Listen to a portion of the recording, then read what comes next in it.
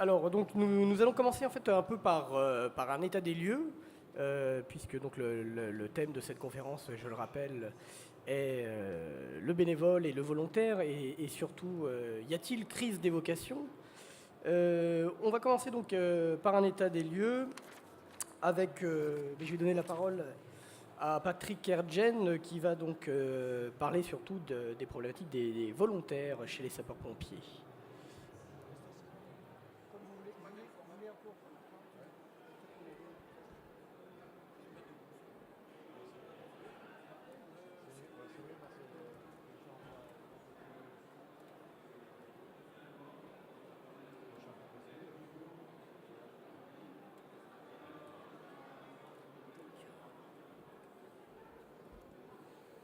Voilà. Bonjour à tous. On a préparé un diaporama, mais en fait, je vais vous parler d'autre chose. Je vais vous parler de la même chose en le disant autrement. C'est fastidieux de lire et puis d'assister à une présentation. Je vais tout de même passer les diapos, mais vous dire plusieurs choses. Pendant une heure, j'ai entendu ce qui s'est dit par messieurs Sapin et Sauzet. Et je voudrais dire que on partage des mêmes valeurs, on partage des mêmes difficultés, des mêmes enjeux. Et en troisième lieu, que ça nous amène à nous coordonner mieux sans doute que nous l'avons fait, même si on le fait déjà depuis un certain temps, et que ça nous amène de manière très concrète, parce que j'ai entendu aussi ce rapprochement qu'on devait faire entre des concepts et des actions concrètes. Certes, les concepts sont séduisants, les concepts sont une gymnastique intellectuelle qu'on aime tous opérer et que vous aimez sans doute entendre, mais vous voudriez surtout voir concrètement à quoi ça va correspondre. Et on va donner quelques idées. Les sapeurs-pompiers, comme le mouvement associatif, comme les associations agréées de sécurité civile, reposent sur des bénévoles. Alors nous, on dit des volontaires, parce qu'ils sont indemnisés, vous le savez. Mais le procédé est exactement le même. C'est-à-dire des gens qui acceptent, qui souhaitent participer à la vie de la cité et participer comme des citoyens engagés au devenir de la collectivité. Alors c'est pas du lyrisme que je veux faire, mais c'est la réalité. Les sapeurs-pompiers sont certes une administration publique, dans le domaine de la police administrative, si on veut être assez juridique, mais je parle sous le contrôle de représentants de l'État. Mais ce qui est admirable, c'est que les 4/5 de leurs effectifs et les 2/3 des interventions réalisées le sont par des gens qui ne sont pas des agents de l'État à temps plein, mais qui sont des citoyens engagés. Et c'est cet enjeu-là que nous partageons, c'est ces valeurs que nous partageons, parce que ces citoyens-là, ils ne le font pas pour les 7 et quelques euros de l'heure dont ils sont indemnisés, ils le font surtout parce qu'ils y croient et parce qu'ils y voient un sens. Nous partageons, en deuxième lieu, ces enjeux des effectifs, ce qu'on peut appeler la crise des ressources. L'action politique de la fédération peut être résumée de manière très générale dans 3 enjeux. Les ressources, et notamment les ressources humaines, les missions et la gouvernance. Alors je ne vais pas vous parler cet après-midi des missions, on en a parlé hier, on en reparlera un petit peu demain. L'articulation des acteurs dans le secours d'urgence aux personnes, ce n'est pas exactement le sujet. Je ne vais pas vous parler de la gouvernance, nous en avons parlé hier aussi lorsqu'on a parlé de la réforme territoriale. Elle n'est pas sans lien avec ce qu'on veut faire ensemble aujourd'hui, mais je vais vous parler des problèmes de ressources. 40 000 sapeurs-pompiers professionnels, 10 000 militaires, brigades ou bataillons, et 192 et quelques mille, un peu moins de 193 000 sapeurs-pompiers volontaires. L'enjeu, il est dans ce volontariat. Il n'est pas concevable dans le système français que nous fassions sans sapeurs-pompiers volontaires. Donc nous partageons exactement les mêmes difficultés. Partager les mêmes difficultés, ça ne veut pas dire qu'on arrête de discuter à cet endroit-là, ça ne veut pas dire qu'on doit superposer aux uns ce qui revient aux autres, mais ça veut dire en tout cas que ça nous parle. Ce que vous dites nous parle. Ça ne se décrète pas, et ça a été dit. On ne décrète pas depuis Paris. Les parlementaires pourraient voter les lois et peuvent voter les lois qu'ils entendent voter. Elles sont nécessaires. Et des lois ont été votées notamment concernant le volontariat chez les sapeurs-pompiers, mais l'engagement citoyen ne se décrète pas, il se construit. Et c'est le sens de la fédération, c'est le sens des actions que nous menons, vais essayer de vous présenter la diapositive qui correspond à peu près à ce que je veux vous dire. Mais l'enjeu pour nous, il est de trouver les solutions qui vont permettre aux citoyens de continuer à s'engager. Le nombre de sapeurs-pompiers volontaires décroît. Le nombre de missions augmente. L'équation est toute simple. Il n'est pas du tout à l'ordre du jour de recruter de manière significative le nombre de sapeurs-pompiers professionnels. Ce n'est absolument pas à l'ordre du jour. Donc il nous faut résoudre cette question. Cette question, nous essayons de la résoudre du côté associatif, fédération, par ces actions que nous menons en faveur du volontariat. Nous le faisons avec l'administration. Il n'y a quasiment pas une journée sur laquelle il y a des échanges, notamment avec la direction de la sécurité civile. Des actions d'État ont été menées, des campagnes de promotion, des actions en faveur des récompenses. Tout à l'heure, ça a été évoqué. L'engagement citoyen, il ne se fait pas que pour l'honneur, mais il est aussi sensible à une certaine reconnaissance. La reconnaissance, c'est les gens qui vous regardent dans les yeux quand vous les avez aidés, quand vous les avez secourus, quand vous les avez sauvés parfois. La reconnaissance, c'est aussi dans une préfecture, lorsque le préfet ou un de ses représentants vous remet une médaille. Il n'y a pas que les ordres nationaux. Tout le monde ne sera peut-être pas chevalier de la Légion d'honneur. Mais en tout cas, il existe dans notre dispositif tout un système de reconnaissance qui permet de marquer cette reconnaissance de la nation à ceux qui en sont des acteurs engagés. Donc voilà le sens de ces difficultés que nous rencontrons, voilà le sens de ces enjeux-là. Et pour achever mon propos, des choses très concrètes. Oui, les sapeurs-pompiers n'ont pas toujours fait tout ce qu'ils pouvaient faire, ce qu'ils auraient dû faire, pour mieux travailler avec les associations agréées.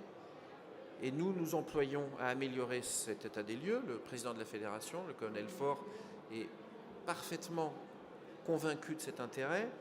Je le suis notamment puisque je suis l'un de ses adjoints en charge du secours d'urgence aux personnes. Nous devons mieux travailler avec les associations agréées. Nous devons arrêter, je le dis parce qu'on se parle franchement, nous devons arrêter parfois d'avoir un regard un peu condescendant. Soyons modestes. Soyons modestes. Nous connaissons nos limites. Et nos limites, elles se retrouvent quand vous voyez là la courbe des effectifs et que vous savez que la courbe de la sollicitation opérationnelle est inversée et elle croît d'ailleurs plus rapidement que ne décroissent les effectifs.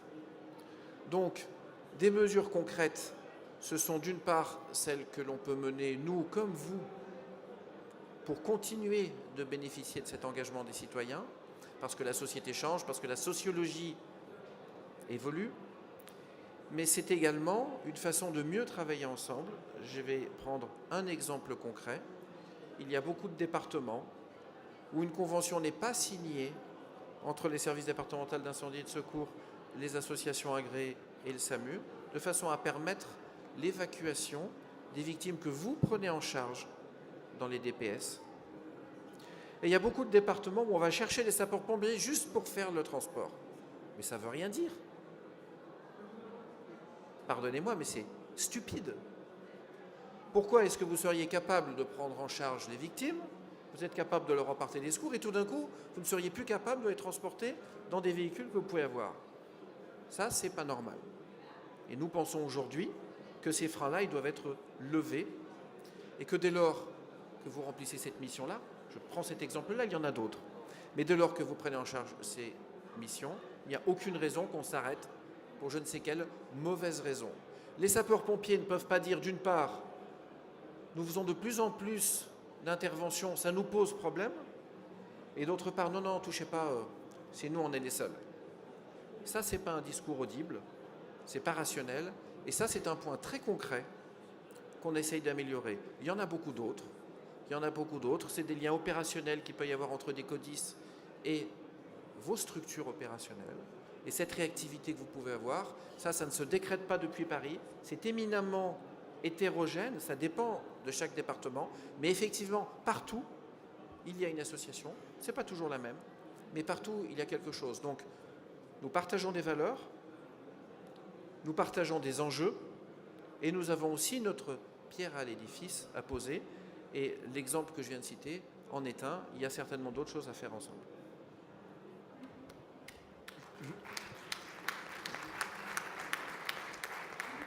Juste un petit témoignage sur ce que vient de dire là, le président de la fédération. Moi, quand j'ai fait mes interrogations avec les associations, ce que j'ai souvent entendu, c'est on ne veut pas être considéré comme des supplétifs. Hein, et ça, c'est ce que vous dites, et vous avez raison de l'insister. Il y a une évolution là-dessus, et je crois que les 2 ou 3 derniers, en tout cas, congrès des sapeurs-pompiers de France ont bien montré cette évolution aussi. Hein, c'est vrai. Merci beaucoup. Donc nous allons maintenant avoir l'occasion d'écouter le général Prieur s'exprimer sur cette question du bénévolat. Bénévolat dont je voudrais quand même rappeler la définition, c'est important. Alors je ne suis pas allé bien loin pour la chercher, j'ai juste ouvert le dictionnaire, mais voilà comment c'est défini dans le Larousse. C'est une personne qui s'investit dans une action sans critère d'obligation et à titre gracieux. Voilà, c'est important aussi de le rappeler, je pense. Mon général, c'est à vous. Bien, écoutez, j'ai déjà commencé à vous développer mon sujet là. Donc, le secourisme, les associations agréées de sécurité civile et le bénévolat. Alors, l'état des lieux, il est simple. Vous allez sur Google, vous tapez rapport Julien Larcan, vous tapez rapport IGA Sauzet. Vous les avez, vous les lisez, vous avez l'état des lieux, c'est parfait. Le rapport, il en manque un, mais il n'existe pas. J'ai dit Google ? Google, vous aurez compris. Bien, un petit mot, parce que ça, tout le monde le connaît, mais il faut toujours en reparler. La définition du secourisme, elle est ici, hein, et il ne faut jamais oublier que ce sont des gestes qui sont délégués de l'Académie de médecine. C'est important parce que ça veut dire déjà que l'Académie de médecine n'est pas loin, donc le ministère de la Santé n'est jamais très loin. Et comme ce sont des gestes délégués, ce sont des gestes qui sont soumis à une très grande rigueur dans leur application. Et qui dit rigueur, dit ensuite une avalanche de normes. Et cet univers extrêmement réglementé, extrêmement normé, est l'univers dans lequel évoluent aujourd'hui les bénévoles, les secouristes bénévoles des associations. Le deuxième sujet que je mets toujours en exergue, c'est que quand on parle de secourisme en France, pas ici, parce qu'ici nous sommes entre initiés, mais pour l'homme de la rue, le secourisme, c'est une espèce de halo. Il se souvient quelque part, peut-être, avoir effectué une journée, quelque part dans sa vie, où on lui a appris la PLS. Si déjà il se souvient du terme, c'est bien. Hein, et c'est à peu près tout.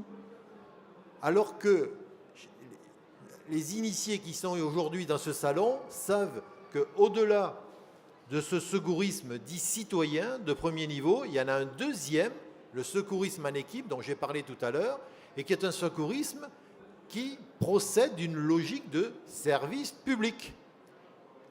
Le problème, c'est que le secourisme citoyen, qui est une urgence nationale, qui fait l'objet d'une véritable politique publique pour augmenter toujours le pourcentage de la population qui a effectué ce module de 7 heures, fait l'objet de tous les efforts de la puissance publique et en général de tous les relais médiatiques. C'est normal parce que ce secourisme citoyen est, au moins à mon avis, la seule réponse au fléau que constituent aujourd'hui les risques courants. Et je vous rappelle que les risques courants, c'est-à-dire on entend par risque courant tout ce qui est chute, noyade, électrocution, étouffement, etc., constituent aujourd'hui la première cause de mortalité non intentionnelle en France. Il y a tous les ans en France entre 10 et 11 millions d'accidents de la vie courante, 20 000 morts et 4 millions de blessés. Donc il est normal que l'État agisse et mette en place toutes ces politiques publiques. Il est normal que les médias ne parlent que du secourisme de premier niveau ou presque. C'est normal. Ce qui est un petit peu dommage, c'est qu'on ne parle pas du secourisme de deuxième niveau, c'est-à-dire le secourisme en équipe. Et le secourisme en équipe mériterait un petit peu plus de coups de projecteur. Le secourisme en équipe, c'est l'outil de travail des associations agréées de sécurité civile et c'est celui qui, aujourd'hui, rassemble 200 000 bénévoles, dont un noyau dur de 70 000 bénévoles qui, eux, se sont tapés les 70 heures de formation qui constituent le ticket d'entrée pour avoir l'honneur d'être simple équipier sur un poste de secours. Et je ne parle pas du reste. Donc ici, il y a déjà une première action pour inciter au bénévolat. Bien, je passe très vite sur le rapport Julien. Je vous renvoie à Google. Hein, lisez-le, ça vaut vraiment le coup.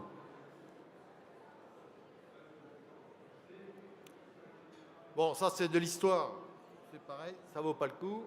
Alors, venons-en aux associations agréées. Quelles sont-elles?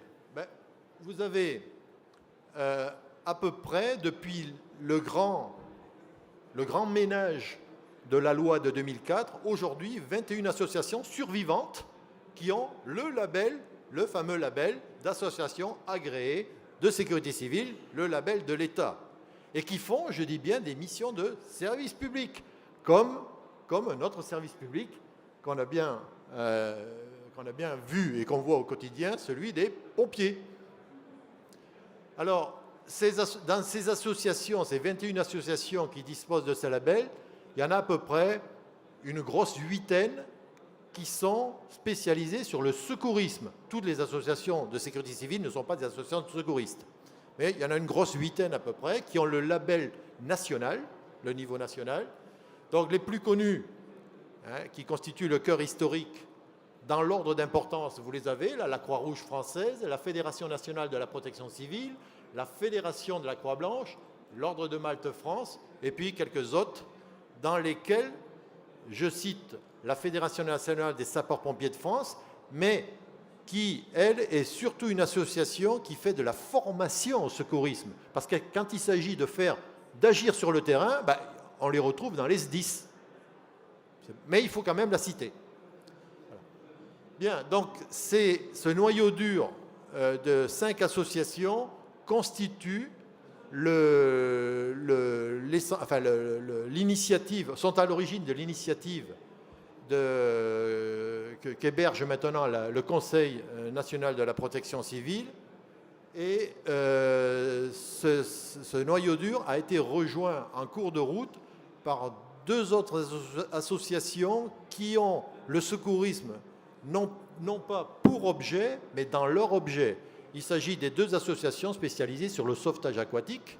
Donc d'abord la 2F2S et je pense dans un très court délai la SNSM.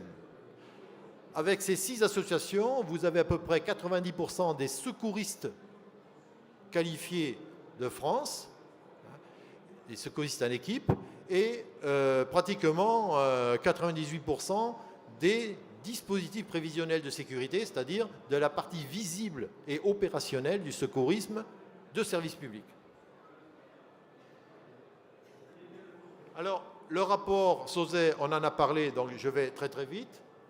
Je souligne quand même, parce que le préfet ne l'a pas dit, que le secourisme à la française, ce secourisme de deuxième niveau, qui place les 70 000 secouristes bénévoles sur le terrain et en fait des acteurs de la chaîne des secours, c'est d'un rapport coût-efficacité imbattable.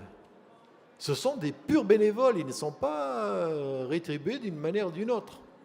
Ils sont formés, mais pas rétribués. Donc vous trouverez difficilement un rapport coût-efficacité aussi intéressant. Et par les temps qui courent, c'est une chose à retenir. Il faut savoir aussi que c'est un système sous contrôle de l'État. Le cahier des charges qui est imposé aux associations agréées de secourisme par la procédure de l'agrément, c'est un monument. Et tous les bénévoles savent ce qu'il faut faire pour obtenir cet agrément. Mais n'oubliez pas la définition du secourisme, un acte délégué de l'Académie de médecine, donc de la rigueur, c'est normal. Mais c'est un système aussi mal optimisé. On pourrait faire mieux. On pourrait faire mieux, et le rapport de l'IGA Sauzet le souligne, ainsi que le rapport Julien Larcan sur le secourisme. On peut faire mieux encore. Donc il faut l'optimiser, il faut faire quelque chose. Les missions, je les rappelle, type A, B, C, D, il faut les regrouper en deux familles. Les missions qui correspondent aux risques courants, donc les missions A et D, et les missions pour le risque exceptionnel, donc les missions B et C. Alors je vous le dis tout de suite, si vous prenez un bénévole et que vous lui dites « j'ai besoin de vous en cas de situation exceptionnelle, une tempête, une inondation, etc., formez-vous et tenez-vous prêts et je vous appellerai quand on en aura besoin », ce n'est pas la peine. La motivation du bénévole, c'est l'action, et l'action régulière. Croire qu'on va susciter du bénévolat uniquement pour les risques exceptionnels, c'est une illusion. Il faut donner du grain à moudre aux bénévoles. Et le succès du bénévolat, le recrutement des bénévoles, consiste pour chaque association à leur dire « voilà ce que vous allez faire chez nous, vous le ferez toutes les semaines, tous les mois, etc. etc. » Mais il faut leur donner de l'action. La preuve, les missions type A, on vous a dit tout à l'heure que seul le préfet de police, c'est-à-dire Paris et la petite couronne, a autorisé les associations agréées à monter des gardes dans les casernes de pompiers, en l'occurrence la brigade des sapeurs-pompiers de Paris, ou des SAMU parisiens. Et cette mission est une mission régulière. Toutes les semaines, il y a des équipages de VPSP. Cette ambulance, ça s'appelle un VPSP dans notre jargon, là, hein. Il y a toutes les semaines des ambulances de la Croix-Rouge, de la Protec, de l'Ordre de Malte, de la 2F2S, qui vont monter des gardes chez les pompiers de Paris ou dans les SAMU. Curieusement, les seules associations qui n'ont aucun problème de recrutement de bénévoles, ce sont celles qui sont concernées par ces missions. Curieux, ça, hein? Donc c'est bien la preuve que si vous voulez susciter du bénévolat, il faut donner du grain à moudre. Alors nous savons quelles sont les difficultés aujourd'hui qui font que ces missions type A, très intéressantes, très gratifiantes, ont du mal à sortir du périmètre parisien. Hein, donc on en a parlé avec la Fédération nationale des sapeurs-pompiers de France, mais il faut évoluer sur cette situation de blocage, et si on veut développer le bénévolat de sécurité civile en province, il faudra que d'une manière ou d'une autre, nous trouvions avec les autres acteurs des urgences qui eux aussi sont préoccupés par le recrutement de leurs volontaires, je dis bien des pompiers volontaires, un terrain d'entente pour que nous puissions, nous aussi,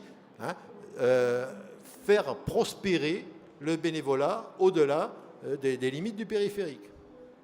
On est engagé dans cette discussion. Je ne sais pas ce qu'il en sortira, mais au moins, on est engagé. Donc voilà ce qu'il faut savoir sur les principes du bénévolat et ce qui meut le bénévole, du verbe mouvoir. Hein. Aujourd'hui, le morceau de bravoure des associations de sécurité civile, outre le plaisir de former les citoyens aux gestes secouristes, ce sont les missions sur les grands rassemblements, les missions sur les dispositifs prévisionnels de sécurité, les DPS. Vous avez ici un exemple d'une équipe, d'un poste de secours sur grand rassemblement. La grande avancée de la loi de 2004 a consisté à bien codifier cette activité avec le fameux référentiel sur les DPS. J'ai été pendant 8 ans adjoint ou chef de la prestigieuse Brigade des sapeurs-pompiers de Paris et j'ai accueilli des dizaines de délégations étrangères de pompiers, mais aussi de services d'ambulance, pour des présentations, pour des échanges professionnels. Et chaque fois que je leur parlais du référentiel DPS, et ils ouvraient des yeux comme ça, ils me disent, mais c'est très intéressant, parce que nous aussi, nous avons un véritable problème de mise en sécurité des grands rassemblements, et nous n'avons pas un outil aussi bien calibré que le référentiel DPS. Est-ce qu'on peut le photocopier? Est-ce qu'on peut le traduire dans notre langue? Le référentiel DPS est aujourd'hui traduit en chinois, en espagnol et un certain nombre d'autres langues. C'est un véritable succès d'édition, personne ne le sait. Et aujourd'hui, le DPS, le poste de secours, c'est aujourd'hui la véritable mission, le véritable grain à moudre qu'on a à donner à nos bénévoles. Si on nous supprime ou si on altère cette mission, ben, le bénévolat de sécurité civile suivra derrière. Alors, quelles sont les voies d'amélioration? Mais je vous en ai déjà parlé, on en a déjà passé en revue quelques-unes. La première chose, c'est de nous grouper, de nous unir, de nous concerter et d'agir. C'est comme ça qu'on dit, Michel? Bon, s'unir, se concerter et agir, c'est la devise du Conseil national de la protection civile, une association qui est un petit peu un faux-nez de l'administration, puisque ça a été créé par volonté du ministère de l'Intérieur. Ça existe depuis 1959. C'est la courroie d'entraînement entre le mouvement associatif et l'État. Donc il était logique que l'initiative des 4 organisations, des 4 associations historiques qui ont le secourisme dans leur objet, soit de demander à la préfète du patron du CNPC d'héberger cette initiative, et c'est ce que nous avons fait. Et il paraît que c'est une première historique, parce que l'idée qu'il court communément sur le mouvement associatif de secourisme, c'est l'énergie que nous passons à nous disputer, à nous chamailler. Eh bien, pour une fois, on fait mentir ce cliché. Je vous assure, ça fait 6 fois que nous nous réunissons depuis 1 an. Ça se passe bien, n'est-ce pas? Voilà. Au moins, au niveau central, on peut être rassuré. Et nous sommes sur le point de trouver des idées très intéressantes, des idées qui devraient intéresser, attirer l'attention de la puissance publique. On va voir lesquelles. Donc, la première chose, nous regrouper, et il n'y avait rien de mieux que le Conseil national de la protection civile pour héberger cette initiative. Alors voilà ce que nous suggérons pour relancer le bénévolat de sécurité civile. La première chose, nous demandons à l'État de parachever l'œuvre de la loi de 2004. Beaucoup de choses ont été écrites, mais il y a encore des choses qui restent à développer. Bon, je citerai au passage le problème lancinant de l'autogarantie d'efficacité de la part de l'État. Alors, ce n'est pas moi qui ai qualifié, même entre guillemets, l'Observatoire national du secourisme d'usine à gaz. Il y a peut-être quelqu'un ici qui l'a crié, mais oui, c'est une usine à gaz. Nous sommes frustrés, nous les associations, de ne pas pouvoir aborder à l'ONS un certain nombre de sujets. Pourquoi? Parce que l'ONS a été fait beaucoup plus pour la partie formation au secourisme que pour la partie opérationnelle. Donc il y a des instances qui ne fonctionnent pas, et nous demandons là aussi un certain nombre de mesures à l'État pour rendre ces dispositifs plus efficaces, refondre la procédure d'agrément, rapprocher la procédure d'agrément formation à celle destinée à la partie opérationnelle, etc., etc. Et bien entendu, une meilleure reconnaissance du bénévolat. Voilà, à notre avis, quelles sont les conditions qui sont nécessaires pour rebooster le bénévolat de sécurité sociale. Et il faut le faire. De sécurité civile. C'est la 2e fois. Hein. La 3e, je vous autorise à... Bon, donc, il faut que nous progressions sur ces pistes. C'est, à mon avis, nécessaire pour rebooster ce bénévolat de sécurité civile, pour passer de 70 000 à plus, et pour apporter à la puissance publique cette réponse associative qui vient compléter celle des SDIS, celle des autres services de l'État chargés de faire face à tous les périls qui nous rassemblent aujourd'hui dans ce salon. Je vous remercie. Merci, merci mon général. Docteur Vax, vous êtes donc le président de la Fédération nationale de protection civile. Je vous laisse donc la parole pour présenter à votre tour vos problématiques. Après un morceau pareil, je vais être assez bref de façon à vous laisser la possibilité de poser quelques questions et puis surtout à permettre à l'État de conclure, parce que l'État a évidemment des réponses à nous apporter. La Fédération nationale de protection civile, la protection civile comme je préfère l'appeler, c'est 32 000 membres et 10 000 équipiers prêts à faire, équipiers et moniteurs et instructeurs prêts à faire de la formation, des dispositifs prévisionnels de secours, du secours aux impliqués et puis bien entendu des maraudes de l'esprit de démarche sociale. Alors si vous voulez en savoir plus, allez, pour ne pas me tromper, je vais vous dire Wikipédia, hein, ce sera plus simple. Voilà, ça c'est la fédération, renseignez-vous, vous trouverez tous les éléments par ailleurs. Le deuxième point, je ne m'étais pas coordonné avec Patrick Ergen, mais il m'a un peu, comment dire, brûlé la politesse avec sa présentation parce que j'avais envie de dire involontaire, ben c'est un bénévole comme un autre. Et je crois que ce serait faire un contresens majeur qui serait particulièrement pénalisant et qui ne permettrait pas d'augmenter les effectifs si nous décidions d'opposer le volontaire au bénévole.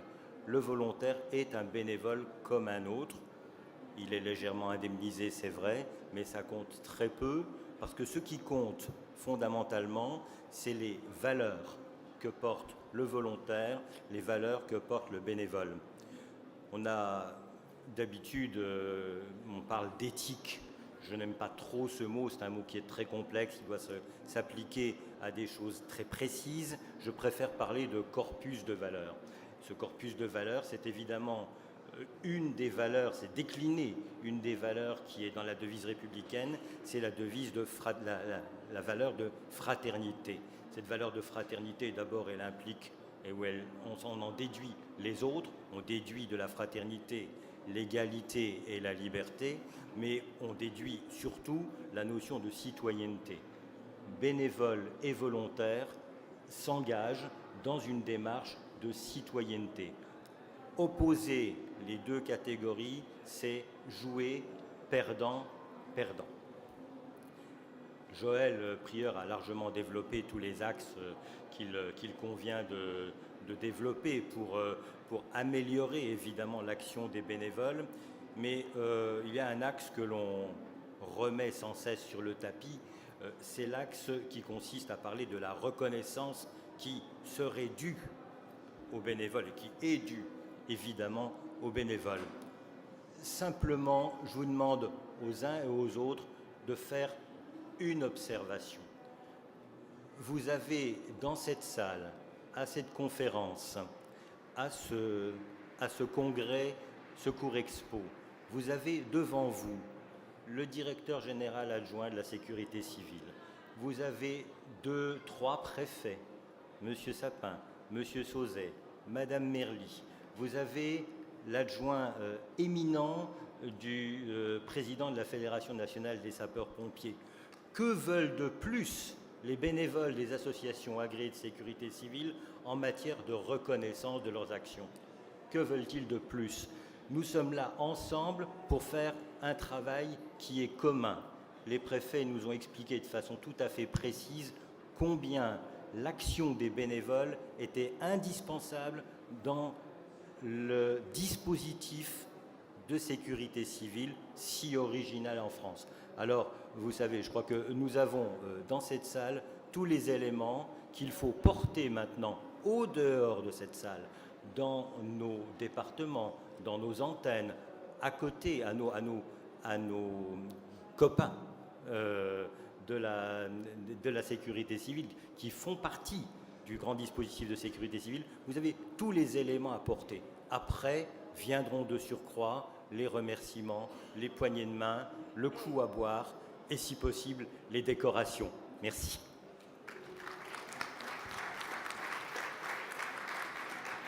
Merci, docteur. Nous allons donc maintenant laisser la parole à l'État, effectivement, et à la réponse à toutes ces questions qui ont été posées. Bonjour à tous.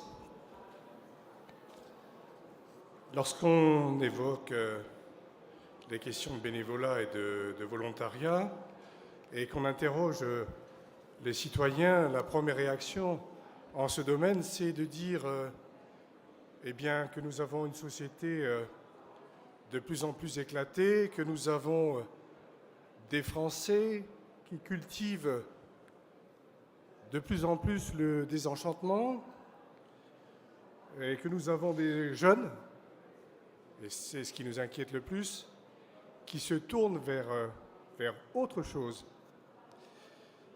Mais pour autant, les études qui ont été menées dans le cadre de l'engagement associatif en tant que grande cause nationale en 2014 prouvent que sur le plan quantitatif, il y a une augmentation du nombre de bénévoles.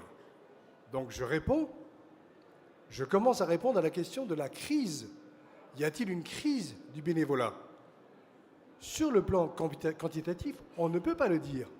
On est même passé entre 2010 et 2013 de 18 millions de bénévoles à 20 millions de bénévoles. Et ça va à l'encontre des affirmations portant sur l'égoïsme des Français qui se développe, sur l'individualisme de la société française. Et lorsque je regarde de plus près les études qui ont été menées, notamment l'étude qui a été menée dans le cadre précisément de cette année 2014, Grande Cause Nationale, Engagement Associatif Grande Cause Nationale, je constate, et c'est déjà une des pistes sur lesquelles nous travaillons, en particulier dans le domaine de la sécurité civile, qu'il y a une augmentation de la part des femmes dans l'engagement bénévole et qu'il y a une augmentation de la part des jeunes qui est constatée ces dernières années. Alors que l'idée que l'on véhicule, c'est qu'effectivement, ce sont les anciens qui constituent l'essentiel, le gros des troupes. En réalité, les choses sont en train de bouger. Elles bougent sous l'impulsion de beaucoup de monde. Elles bougent sous l'impulsion d'abord des associations elles-mêmes, de la population et naturellement des pouvoirs publics. Donc cette culture de solidarité, elle est solidement implantée et comme le rappelait le Dr Vax à l'instant, les valeurs que vous véhiculez continuent à être portées. En revanche, je dois reconnaître qu'il y a une crise, mais elle concerne plus le renouvellement des dirigeants associatifs, pour des tas de raisons. On a évoqué tout à l'heure les questions de mise en jeu, la responsabilité des dirigeants associatifs, les questions de complexification de manière plus générale des situations, les questions aussi de disponibilité, les questions aussi de professionnalisation des dirigeants, compte tenu de la nécessité de gérer des budgets, des situations, des dispositions juridiques de plus en plus complexes. Ça, c'est un constat. J'ai parlé du bénévolat. Il y a une petite distinction entre le bénévolat et le volontariat. Le bénévolat, il est totalement désintéressé, c'est un engagement au bénéfice de la collectivité. Le volontariat est une autre forme d'engagement au bénéfice de la collectivité, mais selon des modalités un petit peu particulières, avec une indemnisation. Ce n'est pas tout à fait la même chose, mais en même temps, les deux notions se retrouvent. En ce qui concerne le volontariat que vous connaissez bien, vous avez notamment le volontariat international en entreprise, le volontariat de solidarité internationale, le volontariat de service civique, j'y reviendrai tout à l'heure, Et bien sûr, un volontariat que je connais bien maintenant, et particulièrement bien, celui chez les sapeurs-pompiers. Donc les sapeurs-pompiers volontaires, qui eux, effectivement, comme le législateur l'a rappelé, perçoivent non un salaire, mais une indemnisation, et c'est très important dans le cadre de discussions avec l'Union européenne, ne sont ni soumis au Code du travail, ni soumis aux droits de la fonction publique. Et pour ces volontaires en service civique, pour ces volontaires dans le domaine du monde des sapeurs-pompiers, là, il y a une crise. Là, il y a une baisse des effectifs. Elle est incontestable. Et pour cela, un certain nombre de réponses ont été apportées. Il nous appartenait à nous, les responsables de l'action publique, de donner des outils. Patrick Kervgen l'évoquait tout à l'heure, le législateur a consolidé le cadre juridique de l'intervention des sapeurs-pompiers volontaires, de 200 000 sapeurs-pompiers volontaires. Un certain nombre de textes ont été adoptés. Une mobilisation des acteurs par le plan national évoqué tout à l'heure de 2013 a été décrétée. Il nous appartient désormais de décliner les choses au plan territorial et de faire en sorte que cette boîte à outils que nous avons mis à la disposition des acteurs puisse produire ses effets et puisse être prise en compte par les acteurs de terrain, que les acteurs de terrain se l'approprient. Toutes ces actions que nous menons au bénéfice de cette érosion du volontariat et au bénéfice de ces crises qui pourraient apparaître dans certains secteurs du bénévolat, elles s'inscrivent, les solutions, nécessairement dans une complémentarité. Ça a été dit en d'autres termes tout à l'heure, entre les différents acteurs. Cette complémentarité qu'on retrouve dans le cadre, par exemple, de l'instance de dialogue qui a été mise en place il y a 60 ans, le Conseil national de la protection civile, que préside Michel Merly, dans les instances, et pour répondre précisément aux préoccupations du rapport Sauzet et du rapport Sapin, dans l'instance que nous avons relancée, qui est l'Observatoire national du secourisme. Ces solutions nécessitent, pour qu'elles puissent être bien identifiées, peut-être aussi de réinterroger nos pratiques, de réinterroger, de révisiter notre façon de percevoir le secours à personne. Et là aussi, on évoquait tout à l'heure des dialogues renoués ou noués entre les sapeurs-pompiers et le monde associatif. Il est effectivement important, peut-être qu'à l'avenir, cette complémentarité, elle s'exerce dans des conditions davantage harmonieuses que ce qu'on a pu constater. Je crois que, de façon plus précise, les associations, on évoquait l'exemple de la brigade des sapeurs-pompiers de Paris, la brigade de sapeurs-pompiers qui, dans le cadre de conventions, sollicite les associations de sécurité civile dans les centres de secours. On pourrait imaginer qu'un système de même nature soit transposé en province, on y travaille. En tout cas, les conventions adaptées aux capacités réelles des associations sont prévues par le Code de la sécurité intérieure. On a évoqué tout à l'heure la participation au soutien des populations en détresse. Moi, je suis totalement ouvert, effectivement, à des discussions sur un travail sur l'agrément de type B, notamment. Je crois que les associations que vous représentez aujourd'hui, pour la plupart d'entre vous, doivent être davantage associées aussi aux travaux de planification, aux exercices de sécurité civile. Je crois qu'il y a de la place pour tous en matière de crise, de gestion de crise et de gestion de post-crise. On a surtout constaté que les actions que vous meniez, vous le faisiez parfois à la demande des pouvoirs publics, et je suis le premier à le reconnaître, lorsque les pouvoirs publics avaient besoin de vous, et que lorsque les choses allaient mieux, on avait tendance à oublier le tissu associatif. Je crois que il faut que les choses évoluent. Elles ont commencé à évoluer. Je parlais de la mise en place d'instances de dialogue national. Nous avons aussi, nous faisons en sorte d'inciter nos réseaux locaux à faire en sorte que des signes de reconnaissance soient davantage envoyés en direction des acteurs de la sécurité civile. Je crois aussi que nous avons à nous inscrire dans ce que disait Michel Sapin tout à l'heure, le discours du président de la République du 5 février. Vous avez tous, les uns et les autres, eu l'occasion, peut-être, de vous mobiliser au titre du service civique dans des conditions un petit peu particulières et selon une réglementation un petit peu spécifique. On était dans le cadre de la mobilisation d'un outil qui, en 2014, si tout va bien, aura concerné 35 000 personnes.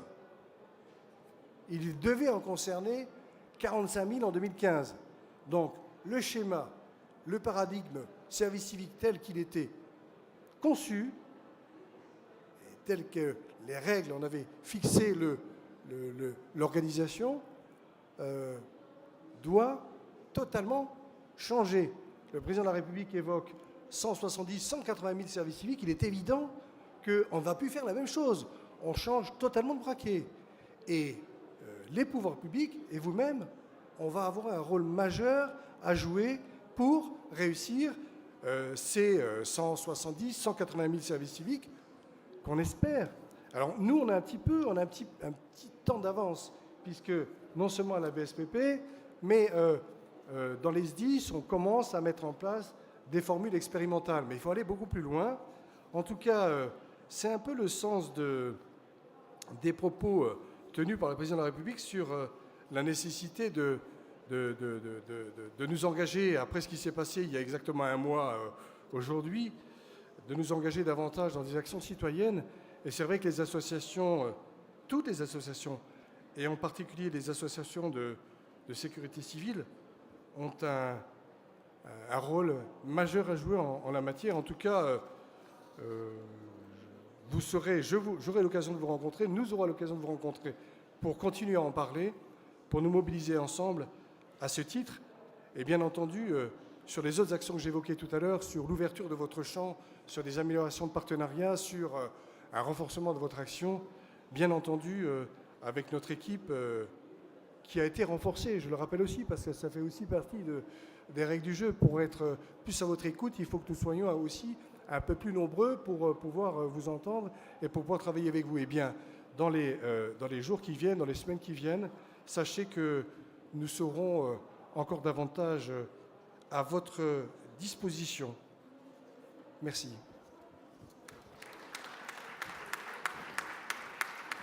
Merci beaucoup, monsieur le directeur adjoint. On va laisser un peu la parole au public, mais je voudrais juste, moi, rebondir sur une chose et parler un peu de la formation. Quand aujourd'hui on souhaite s'engager, soit en tant que bénévole, soit en tant que volontaire, pour faire du secours, on ne s'engage pas comme dans une association sportive où on a un peu de temps à donner. Non, là on donne beaucoup de temps et il y a aussi une formation qui est quand même conséquente pour passer le diplôme de secourisme et quand on est sapeur-pompier volontaire, également le secours routier, les formations incendie. Est-ce que finalement cette formation qui est obligatoire pour faire aujourd'hui du secours en France n'est pas aussi un frein à l'engagement, en tout cas chez des jeunes qui sont aujourd'hui aussi peut-être des fois un peu plus obligés de faire des études un peu plus longues, d'aller faire des études un peu plus loin aussi. Voilà, cet aspect de la formation n'est-il pas un peu une contrainte pour l'engagement? Docteur Vax, je vous en prie. Pardon de répondre d'une façon un peu triviale, mais quand on veut faire du golf, on vous admet sur un terrain en dessous d'un certain nombre d'heures de practice. Quand on veut faire de la plongée sous-marine, on vous admet à descendre à 10 mètres sans des heures et des heures de checking, de natation, etc. Non. Et ben, quand on veut faire du secourisme, eh ben, il faut passer par un minimum de formation. Voilà. Alors, 10 heures, 7 heures si on veut être PSC1, c'est l'engagement citoyen, 35 heures pour une première approche PSE1, 35 heures encore pour être PSE2. C'est la base. Je veux m'engager comme secouriste, eh ben je sais que je dois passer par un certain nombre de formations. Si je ne veux pas faire du poste de secours, ben je sais que je peux éventuellement, dans nos associations, faire du social, faire de la maraude. Ça, à la fédération, nous sommes sur une formation qui va durer 1 jour, 2 jours, où on va apprendre plutôt qu'un savoir-être simplement avec la personne en détresse. Voilà, ce sont des bases. On n'entre pas. Et si on veut faire du foot, combien d'heures d'entraînement avant qu'on vous donne un ballon pour jouer, hein? Voilà. Et si on ne fait pas d'entraînement, combien de fois on ira chez le médecin le lendemain parce qu'on aura eu des claquages? Donc voilà, c'est un ensemble de données qu'il faut prendre en compte. C'est un engagement dans une forme d'activité, mais qui donne du sens à la vie. Voilà. Docteur Arjen, je vous en prie. Oui. D'abord, je suis d'accord avec ce qui vient d'être dit. On partage tout à fait cette façon de voir les choses. Oui, je suis tout à fait d'accord avec ce qui vient d'être dit. Je voudrais ajouter un point supplémentaire. Pendant longtemps, on a fait de la formation calibrée avec un contenu. On vient faire tant d'heures pour apprendre tant de choses. On se fait la même réflexion lorsque on a un sapeur-pompier volontaire qui veut utiliser une scie à chaîne, une tronçonneuse. Il doit en théorie faire tant d'heures à utiliser une tronçonneuse. S'il est bûcheron dans le civil, on s'en fout. Bon, c'est fini ça. Donc on voudrait favoriser autant que possible la VAE, la validation d'acquis de l'expérience, pour des choses qui peuvent être très simples. Il ne s'agit pas de faire des équivalences sur des grands diplômes, ça peut être des choses très simples. Et plus précisément sur le secourisme, on a 3 grands dispositifs de secourisme en France. On a les PSC ou les PSE1, PSE2, mais on a aussi le sauvetage secourisme du travail, le SST, qui est organisé et réglementé par une entité, par le ministère du Travail, par une administration distincte, mais ce sont les mêmes gestes. Hein. La physiologie et l'anatomie sont les mêmes. Et puis maintenant, la FGSU, schématiquement le secourisme à l'hôpital. Nous, on voudrait que des équivalences existent entre ces 3 dispositifs. Peut-être que l'un doit être complété au regard de l'autre, mais que schématiquement, la personne humaine étant la même dans les 3 branches, nous voudrions que la formation acquise ici ou là, peut-être par le métier de celui qui va devenir bénévole ou va devenir volontaire, qu'importe, et vice-versa, la formation qui aura été acquise par le bénévole, par le volontaire, soit également valorisée dans le milieu professionnel. Donc, nous voudrions favoriser ce volontariat, secourisme tel que nous l'entendons, nous, dans cette salle, le SST et la FGSU. Et c'est en ce sens-là que, effectivement, les pouvoirs publics et les départements ministériels concernés, probablement, ont une action qui pourrait être menée dans ce sens-là.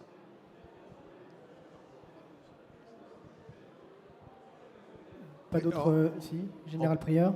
On pourrait compléter aussi ce que vient de me dire le docteur Ergen par une idée qu'il faudra développer, et les associations en parlent beaucoup en interne, c'est la définition d'un parcours du secouriste depuis l'école primaire, puisque le premier module de secourisme, c'est celui de l'éducation nationale avec apprendre à porter des secours, jusqu'à la vie à l'état adulte, en passant par le programme du collège qui normalement doit déboucher sur le PSC1, en passant par la petite piqûre de rappel aux journées appel citoyen, en passant peut-être, on en parle beaucoup, par l'introduction d'un module de secourisme pour le permis de conduire, etc., etc. Donc il faut mettre en cohérence tous ces rendez-vous secouristes et définir un véritable parcours, une sorte de suivi à tous les âges, et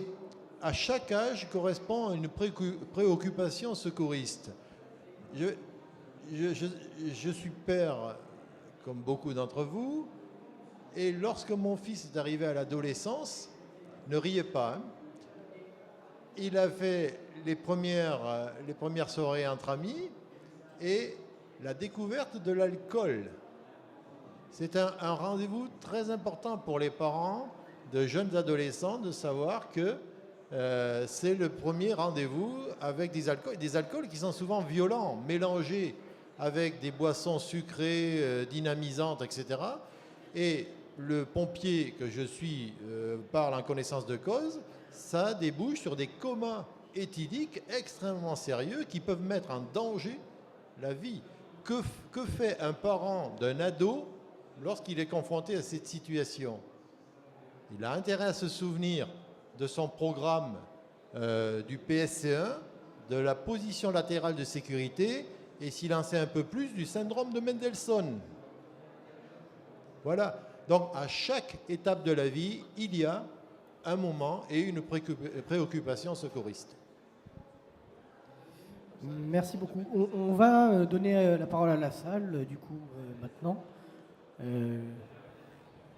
J'arrête.